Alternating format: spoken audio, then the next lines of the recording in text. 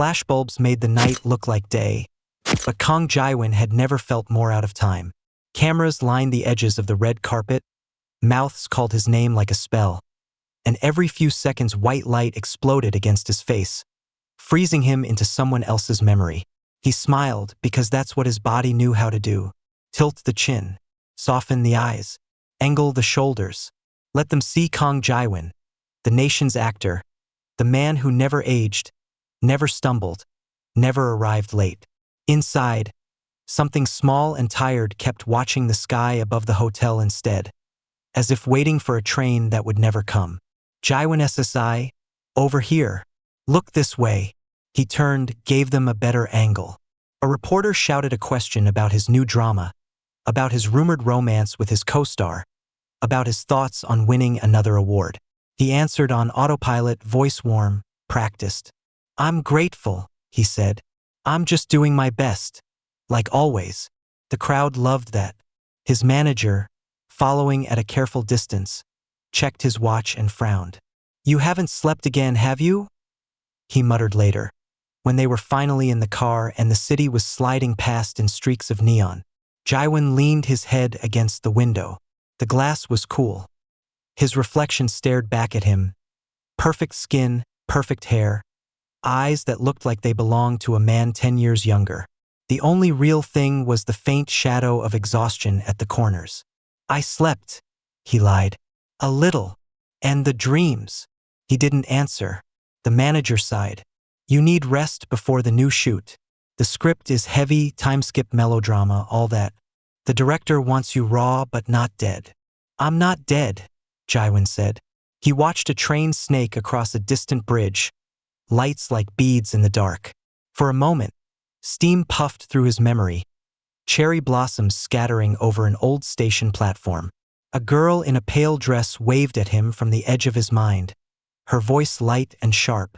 You're late again, Kang Joon-seo. Not his name. Not in this life. He closed his eyes. In the dream, it was always the same. A platform thick with steam and dust. A wooden sign with a name half-faded. The clatter of trains. The smell of coal.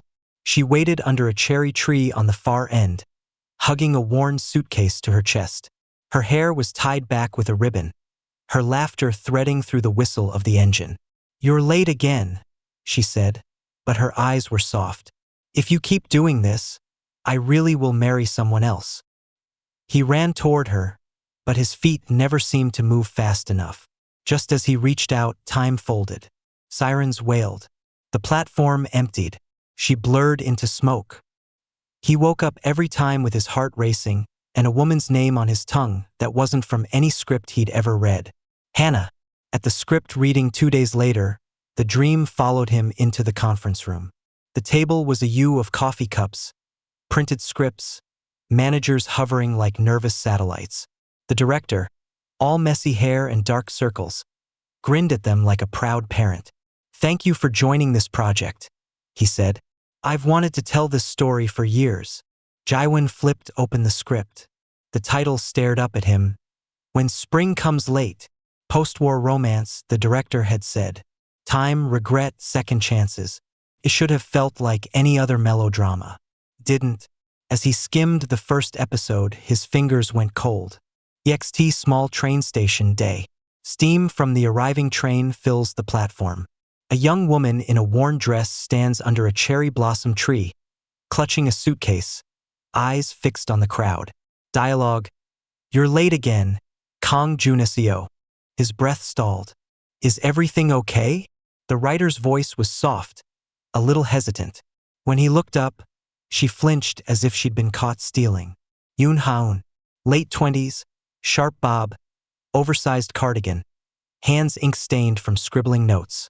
Her eyes were bright, but there was something old in the way she watched him, like she'd met him before. It's a vivid, he said carefully, closing the script. Feels real. She let out a small sigh of relief. Good. My grandmother would haunt me if I messed it up. Your grandmother? The director asked. You never told us the backstory. Haun smiled, a little crooked. Most of this is based on her stories, she said. There was a small neighborhood theater, A boy who went to war, promises made at a station. The usual tragic stuff. She looked at Jiwon again. Kang sunbeamed him, if anything feels wrong, please tell me. Sometimes I worry I'm remembering things that never happened. Remembering, not imagining. He filed that away. After the read-through, while everyone else chatted and exchanged numbers, he found her by the window, fiddling with her phone. What was your grandmother's name? He asked. Yoon Hana, she said. The world hiccuped. The cherry tree in his dreams shivered in his mind, petals dropping faster. Is she? She's still alive, Haun said. 93 and still scolding people. She used to run an old cinema. Myeong Theater. Myeong, he repeated. The word scraped against something buried deep. Where is it? Old neighborhood at the edge of the city, she said. They're going to demolish it soon, actually. She keeps saying she wants to see it one last time. But her legs? She shrugged. Why? No reason, he lied. He visited Myeong Theater on a day when he was supposed to be resting. The car dropped him off 2 streets away to avoid fans. He wore a cap and mask, but anonymity clung to him better than any disguise. Out here, no one was looking for a star. The theater sat at the end of a row of low, old buildings, its sign half broken, letters faded. I think the poster cases were empty. Dust filmed the cracked glass doors. A notice was taped to one. Demolition approved. Date TBA. The lock gave way under his hand with surprising ease. Inside, the air smelled of mildew and old dreams. Rows of torn seats faced a blank screen yellowed with age. Light leaked in from gaps in the boarded windows, turning dust into drifting galaxies. He walked down the aisle, fingers brushing seatbacks, and felt something like déjà vu curl up his spine and settle behind his heart. In the small lobby, old photos hung crooked on the walls. Black and white stills of crowds, couples, movie posters with dramatic titles and dramatic eyes. In one, a young woman in hanbok stood in front of the theater, holding a hand-painted sign. First screening after the war, come laugh again. Her smile was wide, stubborn against the cracked plaster behind her. Beside her, a young man leaned casually against the doorframe, sleeves rolled, hair parted neatly. His grin was lopsided, confident. His face was his face. Jiwon stepped closer until his breath fogged the glass. Same sharp nose, same jaw, same ridiculous dimple half hidden by a smirk he'd seen in his own mirror. The caption underneath, faded but legible. Manager Kang Joon-seo and ticket girl Yoon Hana, 1953. You're late, a frail voice said behind him. He spun. A woman in a wheelchair sat near the doorway, accompanied by a caregiver who looked as surprised as he felt.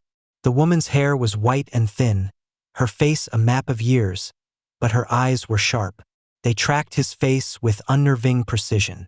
You're late again, she said, and her mouth trembled into a sad smile. 70 years this time. You really like keeping a lady waiting, don't you, Kang Joon-seo? I think you're mistaken, the caregiver began, flustered. Madam, this is Kang Jiwon. The old woman finished for her. The actor. I know. Her gaze didn't waver. Faces change. Souls don't. He swallowed. Madam, are you Yoon Hana? What's left of her, she said. Come here. Let me see how badly you've aged. His feet moved without asking his permission. He knelt so their eyes were level. Up close, he could see the cloudiness in her gaze, the tremor in her hands, and under it, a warmth that felt horribly like home. You have his eyes, she said softly. The same way of looking at people like you're memorizing them for later, in case they disappear. Who did I disappear from? He asked, before he could stop himself. She laughed once, brittle. From me, of course, she said. There was a war. There was always a war back then. He promised to come back before our first screening after the armistice. Everyone said he died. I told them no, he's just late. Her hand, light as paper, caught his wrist. Tell me, was I wrong? The truth pressed against the back of his teeth. I don't know. I think I was him and I think I wasn't. He hesitated, cowed by the weight of time in her gaze. I keep dreaming about a station, he admitted. A cherry tree. A girl who says I'm late. Good, she whispered. At least my scolding reached you somewhere. The caregiver shifted awkwardly. Madam insisted on coming, she murmured to Jiwon. She said she needed to say goodbye properly before they tear it down. You're not the one who needs to say goodbye, Hana said. Her hand let go of his wrist long enough to fish in the worn bag on her lap. She drew out an envelope, yellowed, edges soft with age. The name on the front was blurred, ink bled by time, but the date in the corner was clear. 1953. I wrote this on the day the theater opened again, she said. For the man who didn't come back in time. I never sent it. Couldn't throw it away either. She pushed it into his hand. If you are him, you'll understand. If you're not, then maybe you're just my last foolish wish. Either way, take it. The envelope lay in his palm like something fragile and heavy all at once. Madam, You're still late, she said, eyes glistening. But at least you came before they turned my memories into rubble. She looked past him toward the empty screen. The last show is tonight. Did you know? They'll run whatever film they can still drag out of the basement. I asked them. Why tonight? Jiwon asked. Because the world doesn't have patience for old stories, she said. If you want to catch one, you have to sit down before the credits roll. That night, despite his manager's complaints and his own common sense, Jiwon returned. The theater felt even smaller with only a handful of people scattered through the seats. An old couple in the back, a middle-aged man with his child, a few curious locals. Hana wasn't there. Her caregiver had said the trip had exhausted her. She was resting at the nursing home. Felt wrong watching her memories without her. Felt more wrong not to. He sat in the middle row, alone, the envelope in his jacket pocket like a second heartbeat. The projector whirred to life with a sputter. After a few false starts, light caught the screen. The film was grainy, scratched. A comedy judging by the music. People on screen ran and fell and laughed without sound. Halfway through, the reel jammed. The projectionist cursed under his breath. Jiwon heard the muffled thumps from the booth. The lights stayed off. The screen flickered, frame frozen on a shot of Myeong's own facade, decades younger. Then the image changed. No music now, just a silent shot of a small train station. Cherry tree at the edge, petals drifting in monochrome. A girl in a pale dress stood under it, looking straight at the camera. At him. Hana? He breathed. The image sharpened for a moment, as if in answer. Her lips moved. He couldn't hear the words, but he knew them. You're late again. The air smelled faintly of smoke. For a second, he thought the projector was overheating. Then a low rumble echoed through the building, wrong for the weather he'd seen outside. Thunder, but too close. The lights flickered. The screen flared white, the image of the station burning into his vision. The rumble became a whistle, shrill and rising. Steam roared over his skin. His seat dropped away. He was falling forward into the white, into the sound, into the space between frames. Someone shouted in the distance. His body ignored it. The envelope in his pocket seared hot for a heartbeat, then vanished against his chest. The world tore. When it stitched itself back together, his cheek was pressed to rough wood, not velvet. The air tasted of coal and rain, not mildew. A whistle screamed overhead. He flinched and jerked upright. The first thing he saw was steam, thick, white, curling around him. The second was a wooden sign with a faded station name. The third was her. She leaned over him, hands on her hips, eyes bright with irritation and something softer. Her hair was pulled back with a ribbon, her dress patched but clean. Behind her, a cherry tree fluttered petals into the churned dirt of the platform. You're late again, Kang Joon-seo, Yoon Hana said, alive and 20 and very much in color. If you keep sleeping through our meetings, I really will marry someone else. He stared at her, at the way the sunlight caught on the tiny scar above her eyebrow, at the way her mouth quirked even when she scolded him. His heart slammed against his ribs so hard it hurt. Hana, he said. The name came out raw. Her annoyance faltered. Well, at least you remember my name, she said. That's something. Her gaze swept over his face, searching, as if testing him for cracks. Whatever she saw seemed to satisfy her enough. She reached down and tugged his arm. Come on. If we miss this train, we really will be late, and then Mr. Park will lock us out of the theater. He stumbled to his feet. His jeans and designer boots were gone. In their place, rough trousers, worn shoes, a shirt that smelled faintly of smoke and cheap soap. A duffel bag lay at his feet, military issue, his fingers recognizing its weight and shape before his mind caught up. The station around them was smaller than in his dream, more crowded, more desperate. People in patched clothes clutched bundles and baskets, eyes darting to the sky when a distant boom echoed.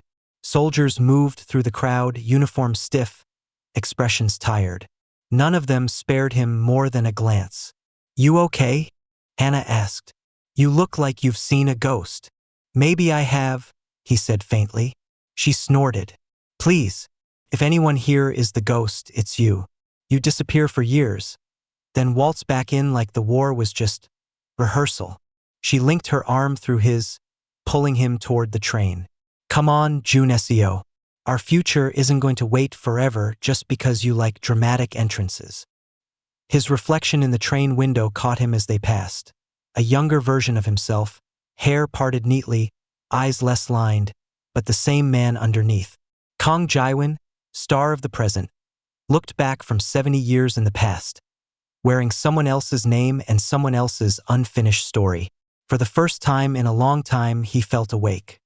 The train lurched, metal screeching against metal, and Kang Jiwon grabbed the nearest pole a beat too late. His body reacted clumsily, as if the weight, the balance, the muscles belonged to someone else and he'd been dropped into them without warning. Hana steadied him with a small huff. You really did get soft, she said. War feeds you too well? Something like that, he managed. The carriage was cramped but warm, packed with people clutching sacks of rice, bundles of clothes, baskets that smelled of kimchi and soil. A baby cried somewhere. An old man snored in the corner. No one glanced twice at Jiwon's face. Kang Joon-seo was just another young man in worn clothes, coming home late from a war that had taken too much and given nothing back. You keep staring like this is your first time, Hana said, watching him over the rim of a tin cup she'd somehow charmed off a vendor. You sure you remember where you live? Remind me, he said. She squinted. You're serious. Just humor me. He needed data, he told himself. Landmarks, names, the bone-deep certainty that this wasn't just his mind replaying someone else's story. She rolled her eyes but complied. Fine. You were born 3 streets behind the market, she said. Your parents moved after the old house burned. You started working at Myeong Theater when you were 16 because you thought movies were the closest thing to magic and you liked getting free posters. Sounds accurate, he said. What else? You talk too much during films. You cry when you think no one can see. You promised to take me to Busan once the war ended so I could see the ocean properly, not from a distance with bombs in between. Her voice softened slightly. And when they said you were dead, I told them they were idiots. Why? He asked before he could stop himself. She looked at him like he'd missed the most obvious line in a script. Because you're annoying, she said. And people like that live a long time. The scenery outside the window crawled by. Fields scarred with trenches, hills pockmarked, villages half rebuilt. Smoke rose from cooking fires and small factories. Laundry fluttered on lines like flags for countries that hadn't decided what they were yet. It was all too detailed, too textured, too sharp to be a dream. His side twinged when the train jolted. His stomach growled for real. He could smell coal and sweat and cheap tobacco. You okay? Hannah's shoulder brushed his. You're pale. Paler than usual, and that's saying something. Just tired, he said. The front wasn't exactly a spa. You weren't at the front for months, she said. They shipped you to some communications unit, remember? You bragged in your letters about how your hands were too pretty to waste on guns. Letters. Somewhere in this man's past, ink and promises had crossed paper in his handwriting, addressed to this girl. The thought made his chest ache. Right, he said. Communications. You forgot where they stationed you, didn't you? She accused, poking his arm. Admit it.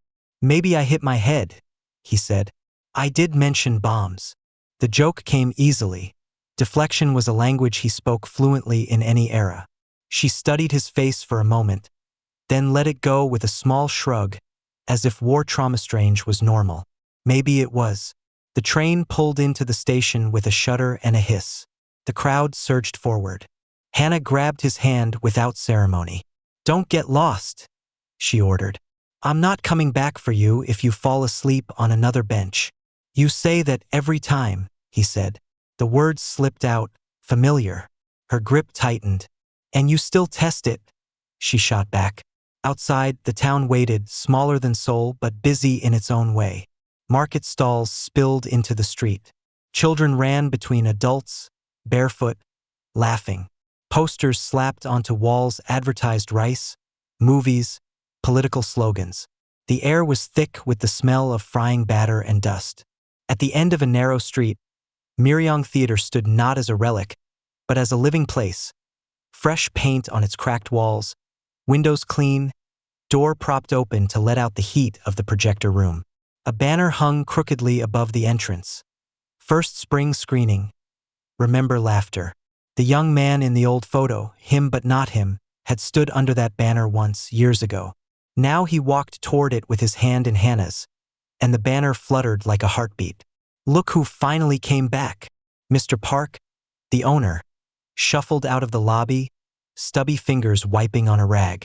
His hair was thinner than in the photograph Jiwon had seen, but his frame was the same barrel shape. I thought the army decided to keep you. They tried, Hana said before Jiwon could speak. But I filed a complaint. I told them Myeryong's sound system breaks without him. It would break with or without him, Mr. Park grumbled, but his eyes were suspiciously wet. He cuffed Jiwon on the shoulder. You look terrible, boy. Good. The audience trusts a man with a little suffering on his face. Makes the movies feel more honest. Nice to see you too, Jiwon said. It was frighteningly easy to slip into Yoon Hana's banter. The grooves were already there. He just had to let himself fall into them. The day slid into a series of small, vivid moments. Fixing a torn seat while Hana held the cushion steady. Changing a light bulb in the lobby, too tall for her to reach. Listening to Mr. Park rant about distributors who sent scratched reels and politicians who didn't understand art. In between, Hana moved through the theater like it was an extension of her body. Selling tickets, shooing kids out of the aisles, sneaking glimpses of the screen from the side door. Her laughter echoed in the rafters. Her scolding carried over the noise. I missed this, he admitted once under his breath. The complaining? She asked, wiping her hands on her skirt. The smell of old popcorn? The way you yell at people who talk during films, he said. I do not yell, she said. You Kate. You hit that boy with a rolled-up poster last year. Education comes in many forms. The first screening was crowded. People pressed into the rows, sitting on armrests, leaning against walls. The projector rattled to life, and light carved a rectangle in the darkness. Faces turned toward it, shadows of the real world falling away. On screen, people in cleaner clothes and prettier faces fell in love, cried, laughed. The audience reacted in waves, gasps, chuckles, whispers. Jiwon stood at the back with Hana, both half hidden, watching as a whole room breathed together. It felt like shooting a drama and watching an audience at the same time. It felt like standing inside a memory you'd only ever seen from one angle. His life as Kang Jiwon had been built on this, on cameras and lights and people deciding his worth based on how he made them feel. Here, the scaffolding was still wood and film and sweat. Simpler, less, more. Why do you love it so much? He asked quietly. Cinema. Hana tilted her head. The light from the projector cast patterns over her face, moving images flickering across her cheeks. For a second, it looked like she was wearing another life like a veil. Because it proves something, she said. Bombs can fall, people can leave, roofs can leak, and still story stays. Turns into light and sticks in your eyes. No one can bomb that away. Stories stick, he repeated, even when the people telling them don't. Especially then, she said. His chest hurt. Hana, he began. Yes, Joon-seo? He almost said, I am not who you think I am. I'm from a future where you're old and still waiting. I've seen your eyes full of years and you still looked at me like this. The words tangled with fear. If he ripped away whatever illusion kept this timeline stable, what would happen? Would the real burn, the projector explode, the audience vanish? Would he be thrown back into the hospital bed he'd glimpsed in the white between worlds? He swallowed them. Nothing, he said. I just miss talking to you. Her expression softened. Then don't disappear again, she said simply. Days became a rhythm. Mornings at the market, recalling prices his borrowed memory hadn't stored properly. Afternoons at the theater, repairing, painting, learning the quirks of the old projector like a temperamental co-star. Evenings writing letters for neighbors who couldn't write, Hannah's voice steady as she dictated their words of love, apology, hope. At night, he lay on a hard mattress in a small room behind the theater, staring at the ceiling and listening to the distant echo of artillery in his bones. Sometimes, when he closed his eyes, the world flickered. A hospital monitor beeped in his ears. Voices, faint, tinny, floated by. Coma? Too much stress? Brain waves spiking when we show him? Then Hannah would laugh in the next room, a sound too bright for any machine to hold, and the hospital would dissolve like mist. He tried to test the boundaries of the time slip. Carefully. Once, he walked to the station at a time he didn't remember from his dreams, standing on the platform while no train was scheduled. Nothing happened. Another time, he deliberately took a different route home from the market, avoiding the alley where a memory told him a dog would bark and make Hannah shriek. The dog still barked. She still shrieked, then laughed, and his head pounded for an hour afterward as if the universe had smacked him for improvising. Changing small things hurt. Changing big ones might break him.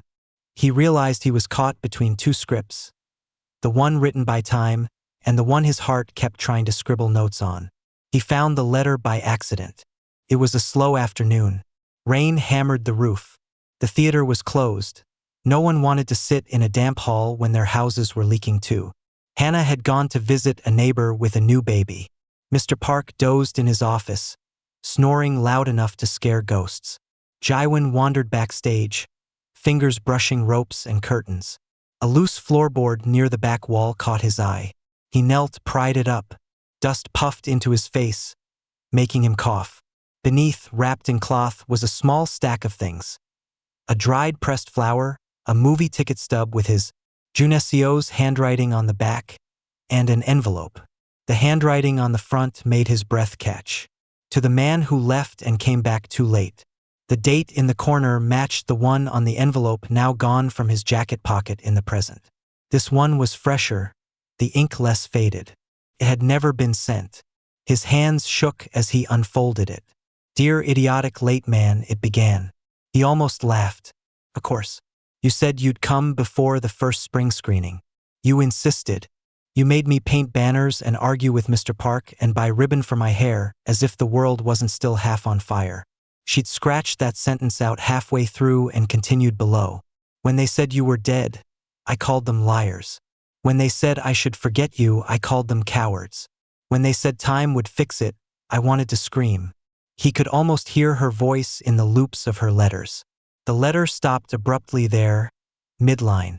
The bottom half of the page was blank. He looked at the envelope again. No fold marks from mailing. No smudges from travel. Joon-seo. He shoved the letter back into its hiding place just before Hannah poked her head in. What are you doing back here? Avoiding manual labor, he said. Mr. Park wants me to move the flour bags. Good, she said. You need more muscles. You're too pretty. Life will fix that if we don't. She stepped into the room, brushing raindrops from her hair. Guess who I ran into? The love of your life? He said lightly. If he's not me, I don't want to hear about it. Then you're in luck, she said. Because he is you. At least according to Mrs. Choi. She said, That boy came back from war with his head full of movies and his heart full of that Hana girl, and he's to break something if he's not careful. Her eyes glittered in the half-light. Is that true? He swallowed. Probably, he said. I don't remember the line about breaking something, but it sounds like me. Good, she said. Better to break things than hearts. Those are usually attached, he said. She looked away then for a fraction of a second. When she looked back, her expression was brighter, but the shift lodged under his ribs. Speaking of hearts, she said, my parents asked when we're going to stop playing and start planning something real. Something real, he repeated. Like what? Like an engagement, she said. Like a wedding date. Like not waiting around for you to decide if the future is more interesting than, well, me. The words crashed over him like cold water. Is that what you want? He asked. She stared at him. Rain beat a fast rhythm on the roof. Somewhere outside, someone shouted for a lost child. I want you to choose, she said. Not because time pushed you, because you decided. He could see 100 paths branching out from this moment. In the original timeline, maybe he'd hesitated. Maybe he'd made a selfish choice. Maybe he'd promised and then failed. The old Hannah's eyes had carried too much waiting for it to have been clean. Let's run away, he said. Her eyes widened. What? Let's go somewhere they can't compare us to anyone, he said. After the theater's anniversary screening, we close up, we walk to the station, we get on a train. The countryside, Busan, anywhere. We build something that isn't made of real and film and other people's stories. You're serious, she whispered. I think I've never been more serious, he said. Today in either life. Either? She began. I mean, he corrected quickly. Before and after the war. She searched his face. Whatever war she thought lived behind his eyes, it apparently passed inspection. Mr. Park will kill us, she said weakly. He'll manage, Jiwon said. He complains about everything anyway. He'll complain with or without us. My parents will be angry, he said. They'll forgive you when we send them letters with pictures of fat, healthy grandchildren. Color rose in her cheeks. You're skipping steps. I'm catching up, he said. I've been late too long. She laughed then, wet and shaky, and threw herself into his arms. He caught her, feeling her ribs under his hands, the small tremor in her back. She smelled like rain and ink. If you disappear again before then, she said into his shoulder, I'll kill you myself. Noted, he said. The universe is already after me. I don't need you joining in. That night, as he lay in his narrow bed, he stared at the ceiling and dared to imagine it. A small house, a noisy kitchen, Hannah's handwriting on grocery lists instead of unsent letters. His name shouted across a field by small feet. The dream felt so sharp it cut him, which, a small voice in the back of his mind said, is exactly why time won't allow it. A headache hit him the next morning. It started as a dull throb behind his eyes as he mended a torn seat. By the time the late matinee ended, the throbbing had become a hammer, pounding against the inside of his skull. He leaned against the lobby wall, trying to breathe through it. The shadows of people leaving the theater dragged across the floor like smoke. Joon-seo? Hannah's voice sounded far away. You're white as a ghost. Just tired, he said, the words thick. I'll lie down for a bit. The world tilted. For a split second, the worn lobby carpet turned into sterile white tile. The posters on the wall became digital screens. The smell of dust turned into antiseptic and something sharper. Fear. BP dropping? He responded when we played the train sound. Keep talking to him. He pried his eyes open. The lobby swam back into focus. Hannah's worried face hovered inches from his. He could see himself reflected in her pupils. Sweaty, pale, human. You're scaring me, she said. Don't do that. Sorry, he whispered. Occupational hazard. Of what occupation? She demanded. Being my almost fiancé? He almost smiled. That does seem dangerous. Lie down, she ordered. If you die now, our whole runaway plan is ruined. I'll be there, he said. Tomorrow. I swear. He felt the universe listening, weighing his promise like a script revision. That night, in a hospital he technically hadn't reached yet, Kang Jiwon's heart monitor stuttered. Doctors argued quietly in the corner of the room. Yoon Hana sat by his bed, hands clenched in the blanket. You have to wake up, she whispered.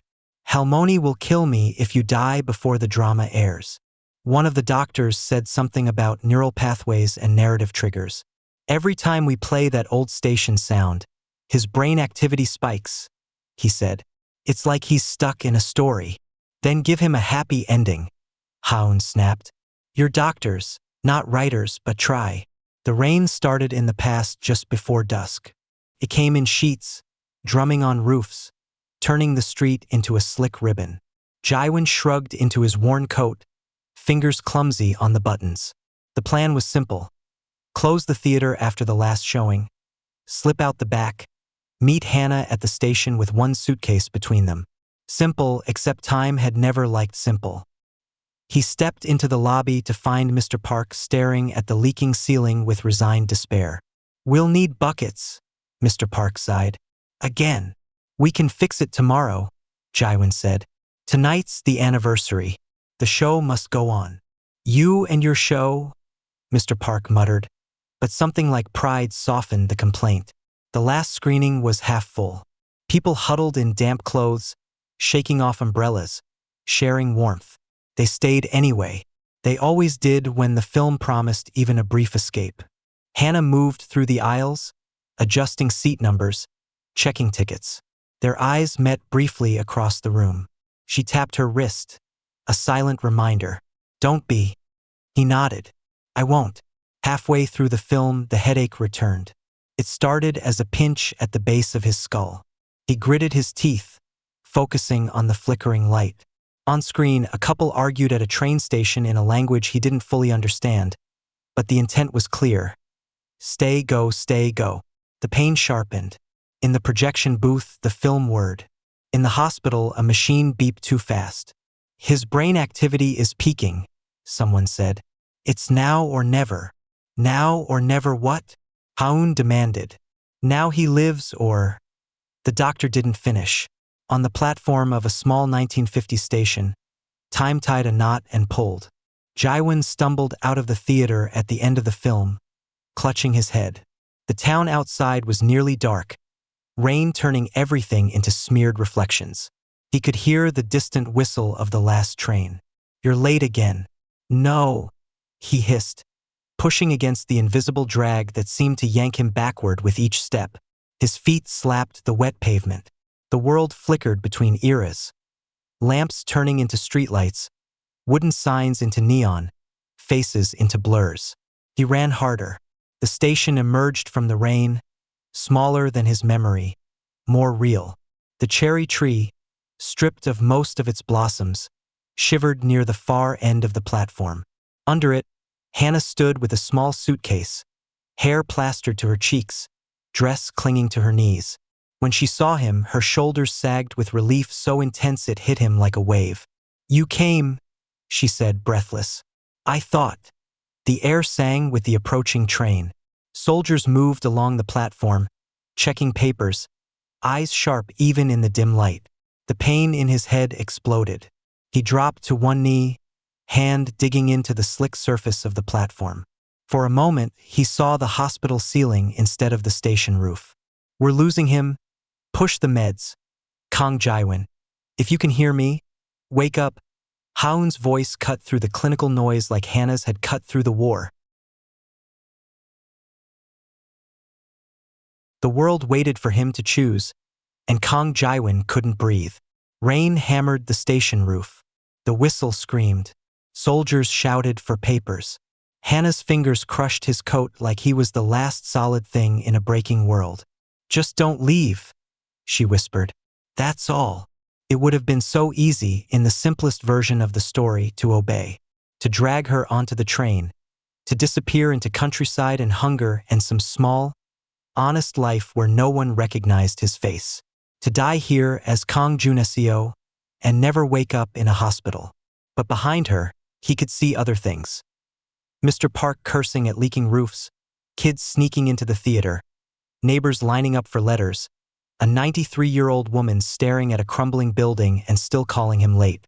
If he stayed, that woman would never exist. The pull behind his eyes became a steady, brutal pressure. In the hospital, machines squealed. A doctor swore. Someone called his name in the thin, tinny voice of the present.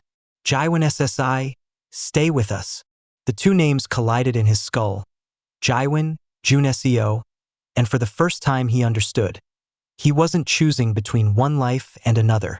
He was choosing whether Hana's life would be defined by his presence or by his absence. He'd already seen the version where absence won. He took a breath that felt like stepping off a ledge and did the one thing both timelines would hate him for. He let go. Her fingers tightened instinctively, nails biting into his skin, but he gently broke her grip, one finger at a time. Shock flashed across her face, raw and unguarded. "What are you doing?" she demanded. "The train." "Hana," he said, forcing his voice steady. "Listen to me. Really listen." There wasn't time, not enough, but he had more than he'd had the first time. That had to count for something. "I don't have a lot of time here," he said. "Not just tonight. Here. With you. In this piece of the world." Her eyes darted to the soldiers, then back to him. "Then why are you wasting it talking?" she snapped, but the edges of her words were frayed with fear. "Because the last time," he said, feeling each syllable carve through him, "I didn't say anything. I just didn't come. And you spent your whole life waiting for a ghost." Her breath hitched. The rain streaked down her face like the years he'd already seen on her older skin. "What are you talking about?" she whispered. He almost lied again, almost smiled and said, "Nothing. I'm being dramatic. The way heroes did in scripts to protect heroines until the very end. He wasn't interested in being that kind of hero anymore." "I've seen you old," he said instead. "In a wheelchair, scolding nurses, still defending a boy who never showed up." Her eyes widened, pupils dark. "You're not making sense." "I know." He laughed once, harshly. "It doesn't make sense. But it's true. I come from later. A later that only exists because I left you here and never came back again. You grew up. You built a life around an empty space where I should have stood." He saw the moment she almost slapped him. Her hand twitched. Tears shook on her lashes. "Do you think this is funny?" she choked. "Some kind of story exercise? You play at war in your head, then come home and talk nonsense to make it dramatic." He shook his head. "If I wanted drama, I'd promise to run away with you and then do it." His throat burned. "This isn't one of those stories, Hana. If I stay now, I die there." "Where?" she asked, voice cracking on the single syllable. 70 years from now," he said. "In a room full of machines. I don't know how it works. I just know there's a line stretched between us, and it won't let me have everything. If I cut it here, that future burns. The old you I met disappears." She stared at him like she could see the edge of the abyss he was describing and didn't know whether to step back or push him in. "And you want that?" she whispered. "You want me to vanish?" "No," he said fiercely. "I want you to live. Fully. Not as someone who spent her whole life orbiting the memory of a man who couldn't choose which century to belong to." The whistle blew again. A soldier shouted for last boarding. The pull in his chest tightened to the point of nausea. He fumbled in his coat pocket on instinct, fingers closing on metal. Dog tags, cool and solid. He pressed them into her hand, folding her fingers around them until her knuckles whitened. "In my other life, you kept a letter for 70 years, he said. "This time, keep this instead. Proof that I was real. Proof that I loved you. Not as a ghost, not as an idea, as much as a coward like me can." "I don't want proof," she said, tears spilling freely now. "I want you." "I know," he said. The honesty almost knocked him over. "I want you too. That's why I'm doing this." He stepped closer, until he could see the way tiny raindrops clung to her eyelashes, the way her lower lip shook when she tried to speak and failed. "Promise me something," he said softly. "Two things, actually. She laughed, broken. You're bargaining with the woman you're about to abandon? I'm bargaining with the woman whose entire life I don't want to ruin twice, he said. Please. The words seemed to land. She swallowed hard. What? First, he said, promise me you'll live a life where I am not the center of your map. Marry someone who can hold your hand in one time, not across lifetimes. Fill Myeong with kids and posters and noise. Turn your waiting into something that moves. Her fingers tightened around the tags. And the second? He exhaled, a sound laced with something too fragile to name. If souls remember without names. If there is a later after your later, meet me again. Somewhere we don't have to fight trains and wars and clocks. Somewhere I can arrive on time, just once. Her eyes squeezed shut. For a moment he thought she'd pull back, call him a coward and a fool and leave him there, which would have been easier in a way. Instead, she stepped forward and kissed him. It wasn't a grand, cinematic kiss. There were no violins, no sweeping camera.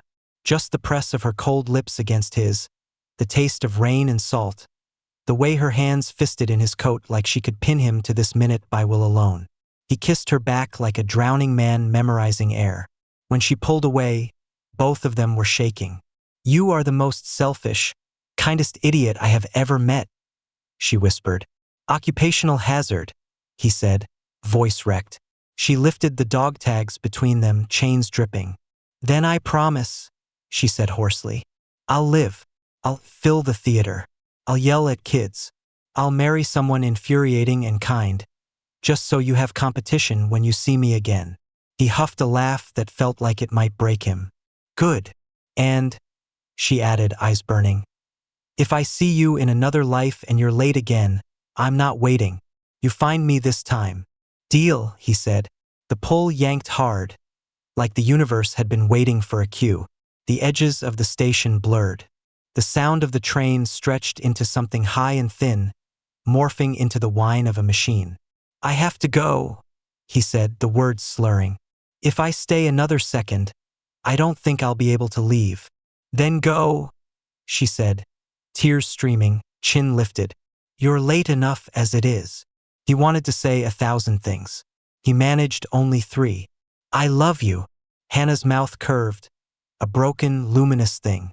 You'd better, she said, or this will be a very embarrassing story in my next life. The world fractured. The platform dropped. The rain turned into sterile light. He fell. The hospital ceiling snapped into focus above him with brutal clarity. Fluorescent lights hummed. The air smelled like antiseptic and exhaustion. His chest felt like something heavy had been sitting on it for days. A machine beeped in panic, then steadied. Voices flooded in. His vitals are up. BP rising. Mr. Kang? Can you hear me? Squeeze my hand if you can hear me. Something warm wrapped around his fingers, squeezing so hard it hurt. Jiwon SSI. Please? A familiar voice whispered, rough from crying. If you wake up, I'll never be late with rewrites again, I swear. He dragged his gaze sideways.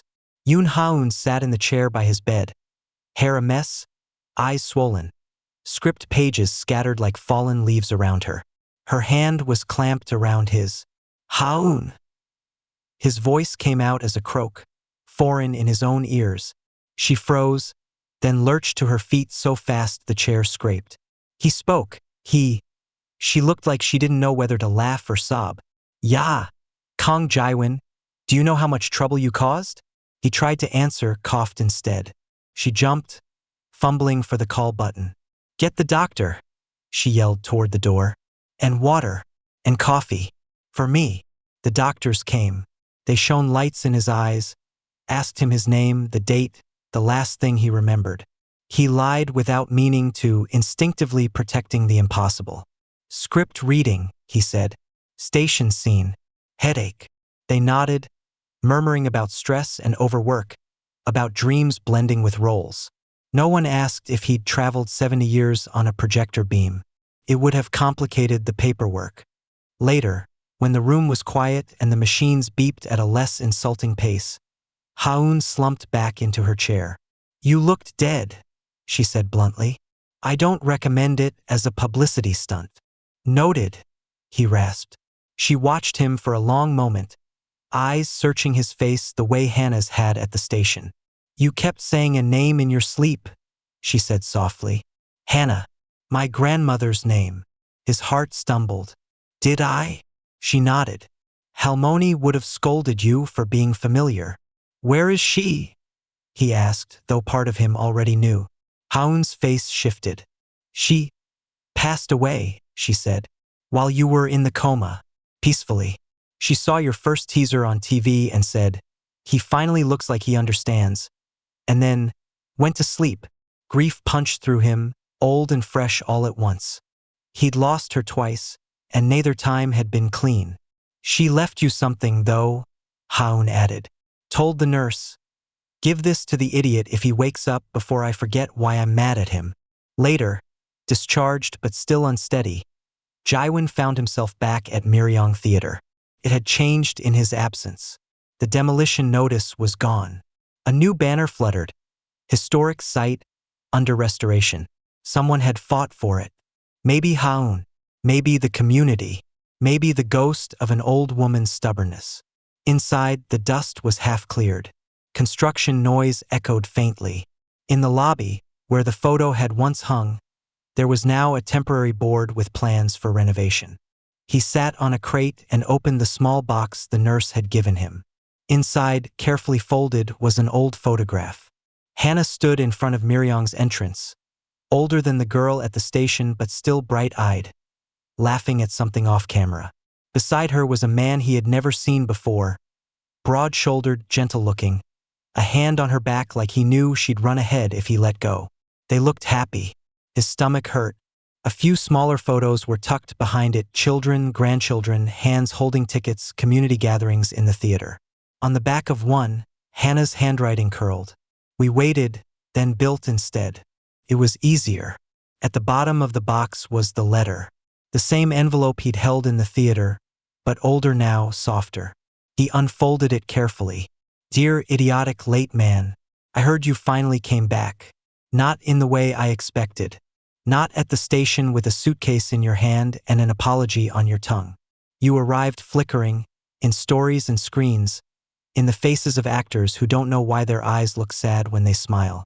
You arrived in my granddaughter's script. You were my selfish first love. You taught me how to wait, and then you taught me that waiting is a waste if it turns into rust. So I did the only thing that made sense. I lived. I married a man who could hold my hand in one lifetime. We fought about bills and groceries instead of wars and ghosts. We raised noisy, stubborn children. We turned Myeryong into more than a place to wait. We filled it with voices. Did I forget you? No. I just stopped making you the center of my story. If you are reading this, it means you finally decided to arrive somewhere on time. Good. It suits you, less tragic that way. If there is another life, I hope we meet without bombs, without stations, without clocks that hate us. Maybe as neighbors arguing about parking. Maybe as strangers sharing an umbrella. Just do me one favor. Don't be late. Hannah. The paper blurred. He realized he was crying only when a drop darkened the ink. Too late for that, he whispered. But I'm trying. He pressed the letter back into the box like a prayer and sat there until the construction noise faded into the background and the theater breathed around him like an old friend. Months passed. Recovery became routine, physio, checkups, interviews. It turned out almost dying made the public love you more. Headlines spun it into a narrative. Nation's actor battle stress, returned stronger. No one mentioned time travel. On set, the director was gentler than before. If any of this is too much, tell me, he said, voice low. You don't have to bleed for the role. Not literally. I'm fine, Jiwon said. And for once, it wasn't entirely a lie. Just let me keep the station scenes. They recreated the 1950 station on an outdoor lot. The production team built a platform, cherry tree, wooden signs. Everything was fake, the steam from machines, the pedals from paper, the whistle from speakers. And yet, standing there in costume, Jiwon's heart pounded as if time might slip again. Didn't. Maybe it had already done enough. Haun watched him like a hawk on those days, script in hand. "You're sure you're okay?" she asked between takes. "You get this far away, look like you're listening to someone else's lines in your head." "Maybe I am," he said. "Don't writers hear voices all the time?" "Annoying ones," she agreed, "usually asking for deadlines." One evening, after the crew wrapped a particularly emotional scene, the fictional Joon-seo promising not to be late under a shower of paper blossoms, most of the staff drifted off to eat and sleep. Painted cherry petals still littered the ground. The lights were dimmed to a warm, almost twilight glow.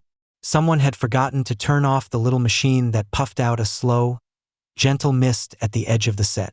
Haun dropped down on the bench beside the prop luggage with a sigh, rubbing her neck. "You ever get the feeling you've done all this before?" she asked, half joking. "Like you're late to a scene you haven't lived yet?" He froze. The phrase was too precise, too familiar. The knot of déjà vu in his chest tightened, then loosened like exhaled breath. "That's a very specific," he said carefully. "Where'd you get that line?" She frowned, thinking. "I don't know, actually. Popped into my head when I was writing episode 3.